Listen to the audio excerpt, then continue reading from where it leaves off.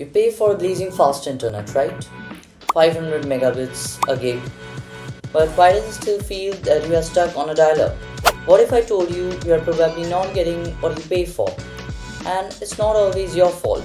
We see those big numbers, gigabit internet, and think that's all there is to it. Or we blame our Wi-Fi bars. But the truth is, there are hidden factors slowing you down, even if your plan is fast. Mbps, that's your bandwidth. How much data can flow at once. But there's also latency.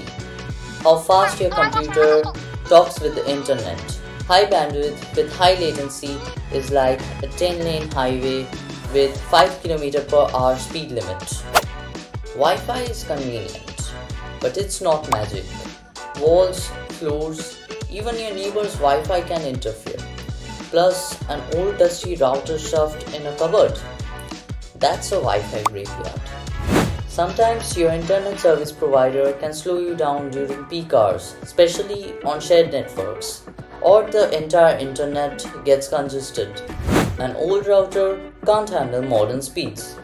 And if you have 20 devices connected to an old router, it's like asking a bicycle to pull a train. Even if your internet is fast, an old device with outdated Wi-Fi chips or drivers can't keep up, slowing your experience down. First, stop guessing. Do a proper speed test with a wired connection to your router. Compare those numbers to your ISP plan. No more internet speed lies. You now have the knowledge to diagnose, understand, and fix your slow internet. Stop paying for speed you don't get.